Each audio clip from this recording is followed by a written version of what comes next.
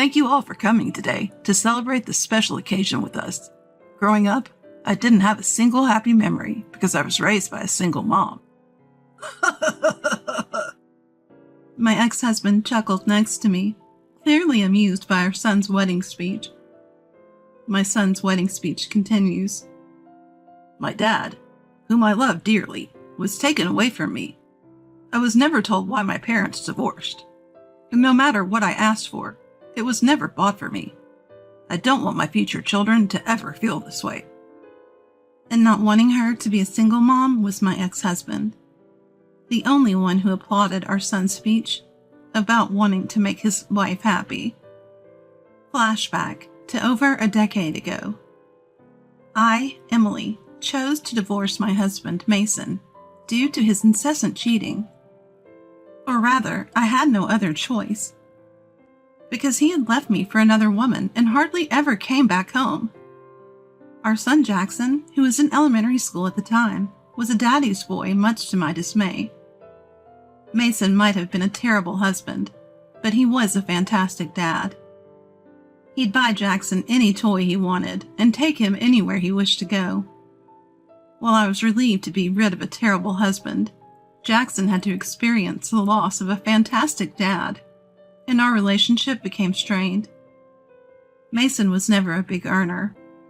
Despite this, he dipped into our savings to shower gifts on his mistress and buy games for Jackson, leaving us with next to nothing after the divorce.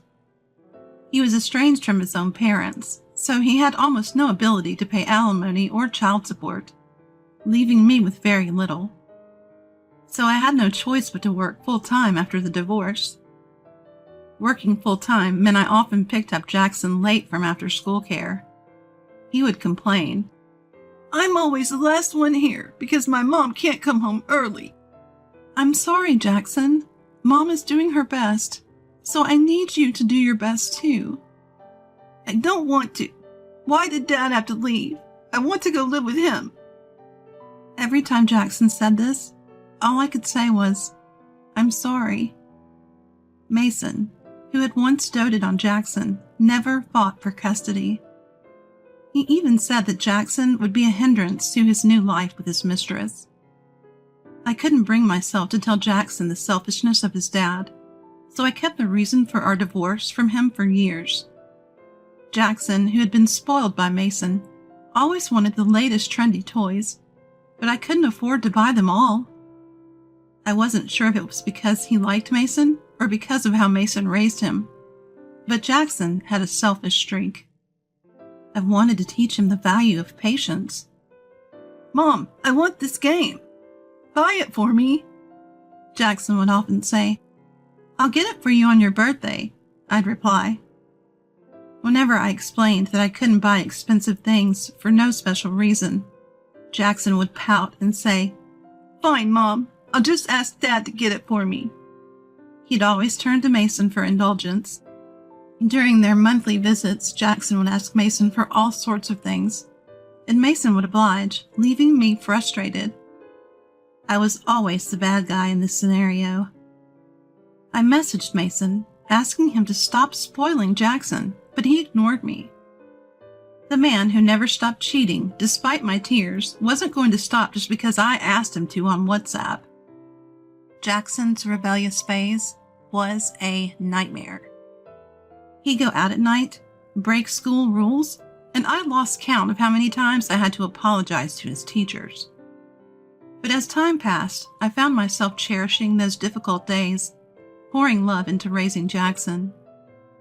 Eventually, Jackson became an adult and one day brought home his girlfriend, Charlotte. Charlotte was a junior colleague at my workplace. There were men in our office. They were mostly older. Charlotte often complained, "There's no one to date here." So I showed her a picture of Jackson and said, "If you're interested, I can introduce you to my son." She was surprisingly keen. Jackson also had a positive reaction to Charlotte's photo. I gave them each other's contact information and left it to them. Before I knew it, they were a couple and came to our house looking serious. I was a bit anxious as I served coffee to Charlotte and Jackson. The two of them coming to the house together like this could only mean one thing. They were thinking of getting married. My hunch was right. Jackson, looking a bit shy, said, "Actually, we're thinking of getting married." "There's a baby on the way," Charlotte added, smiling and rubbing her flat belly. I hadn't expected this, but I was thrilled. "Oh, that's wonderful," I exclaimed, and we all celebrated by eating the cake I had prepared. Despite the challenges of raising a rebellious Jackson, I felt a sense of relief, as if my parenting journey had finally come to an end. Jackson and Charlotte wanted to have their wedding ceremony before her pregnancy became too apparent. Everything moved smoothly towards the wedding. A meeting of both families was quickly arranged, and we greeted Charlotte's parents. The meeting took place in a private room at a restaurant. Meeting Charlotte's parents for the first time, it was clear they were as warm and kind as she was. Charlotte talked about how her parents had raised her and introduced her own parents to everyone. When it was Charlotte's turn to introduce her parents, she said, mixing in some humor, "These are my wonderful parents. I hope they get along well with Miss Emily." Then it was my turn to be introduced. As I nervously wondered what would be said, Jackson pointed at me and simply said, "This is my mom." That's it. Charlotte and her parents looked stunned, but I was the most shocked of all. I had raised Jackson as a single mom, doing my best, and all he had to say was that? Feeling both sad and frustrated, I tried to lighten the mood. "I'm sorry, my son is a bit shy." Charlotte chimed in, Yes, Jackson is really shy," desperately trying to smooth things over. Jackson didn't bother to read the room and just kept eating his meal. I couldn't help but feel sad, wondering if this was how I had raised him. Then came the day of the wedding ceremony. It was a hurried affair due to Charlotte's pregnancy, but many guests came, and it felt like a good ceremony. However, I wish they had thought more about the seating arrangement. Would anyone normally seat their divorced husband, Mason, next to them? Though we had been in touch via WhatsApp, seeing Mason in person after so long was irritating. He casually said, "Hey, how have you been?" Remembering the days when I cried holding a young Jackson because of Mason's infidelity, I coldly replied, "Fine," and ignored him for the rest of the event. Mason, getting drunk, kept talking to me. "You never noticed I was cheating, even before we got married. Jackson has my genes, you know. Wouldn't it be weird if he had another woman? Are there no women among Jackson's guests?" I doubt anyone but Mason would bring up such a topic at a wedding ceremony. My irritation built up seeing Mason, red-faced and drunk, scanning the guests. But this was a celebration. For Jackson's sake, I held back my urge to yell. The ceremony proceeded without a hitch, and finally it was time for Jackson's speech. Both families stood near the exit as Jackson took a microphone from a staff member. Under the spotlight, what would Jackson say? As I waited nervously, Jackson began. "Thank you for all coming today to celebrate this special occasion with us.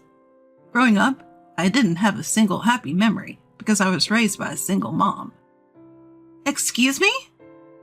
I couldn't help but blurt out. As Mason chuckled next to me. Jackson continued his speech. "My dad, whom I love dearly, was taken away from me. I was never told why my parents divorced, and no matter what I asked for, it was never bought for me.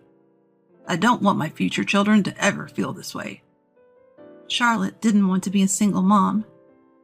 The only person who applauded Jackson's speech about marrying her to ensure her happiness was Mason. The atmosphere in the room turned icy. I looked at Mason, who had entered my field of vision with a heavy heart. Mason was smirking, saying, "Yeah, well said." I felt a mix of anger and sadness for all that Jackson had done to me. Being disregarded during the family meeting, seated next to Mason during the wedding ceremony, and now being openly insulted. none of it was forgivable. Though I muttered to myself, "Brace yourself," as I was paralyzed by sadness and regret. The one who moved was Charlotte. Jackson's speech just now was a terrible mistake. Charlotte snatched the microphone from Jackson and pleaded desperately. "Miss Emily, Jackson's mom, is an incredible woman. She's the first woman in our company to become a department head. In fact, I had climbed the corporate ladder despite being a woman. Jackson probably didn't know because he never cared about my career." "Department head? Mom is?" Jackson's surprised voice was drowned out by my subordinates, led by Benjamin, who stood up. "Yes, Miss Emily treats everyone fair and is an amazing boss. She never had a day when she didn't think about her son, Jackson, even while raising him." Benjamin, who had worked with me for years, knew I had juggled work and parenting. I was deeply touched that he valued my efforts. Charlotte glared at Jackson and said through the microphone, "I will divorce Jackson." "What? Why?" "Because someone who doesn't appreciate or even try to understand his mom's efforts can't be trusted to value a wife and a child. Being a single mom doesn't mean the child will be unhappy. That's just your misconception. I will return all the congratulatory gifts we received today. I apologize for the inconvenience after you've all come this way." Someone said, "Well said," and applause followed. Jackson looked bewildered, his face pale, while Charlotte stood tall and looked stunning. Guests began to leave the wedding venue, and Mason had also disappeared. Left behind were just me and Charlotte's parents. Charlotte's dad was red-faced with anger. When I said, "I apologize for Jackson," he kindly replied, "You have nothing to apologize for." Charlotte said, "Let's go." And we left the wedding venue. Jackson was left in the lobby shouting, "Why is this happening?" He looked pitiful and miserable. Charlotte and Jackson did end up divorcing. Jackson had already moved in with Charlotte and initially planned to return to my house, his childhood home. However, I had moved without telling him, leaving him without a place to go. A troubled Jackson called me. "Mom, where are you? I can't just lose my childhood home like this." "Jackson, have you ever had a happy moment being raised by me? If not, there's no point in living together now. I won't tell you where I am." "Don't say that, Mom. Living alone is lonely." His voice sounded like he was about to cry.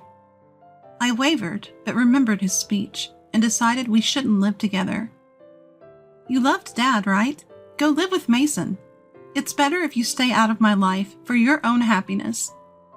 "Mom, wait. That speech was just a joke." "I didn't raise a son who would make such a joke at a moment like that.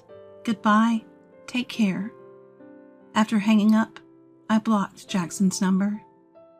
Cutting ties with my son was sad, but I felt somewhat relieved after all the terrible things he'd done to me. I heard from Mason that Jackson took my advice and visited him.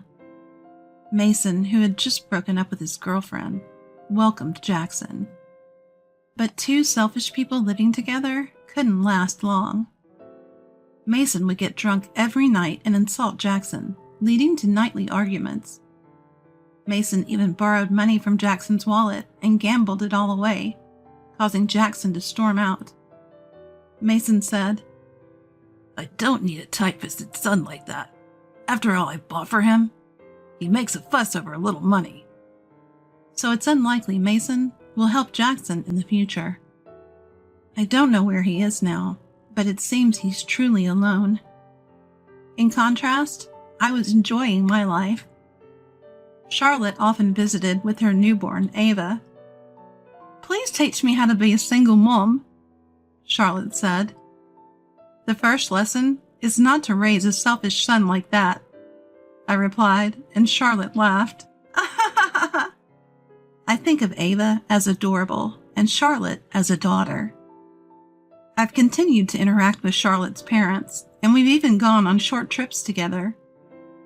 "Parenting is harder than I thought. You're amazing for doing it alone, Miss Emily." Charlotte often says. I simply reply, "Thank you," without any false modesty.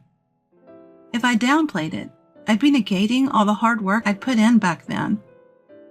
The efforts that neither my husband nor my raised son acknowledged. I might as well acknowledge them myself. Watching Ava grow little by little alongside Charlotte has become one of my joys in life, and I feel truly happy about it.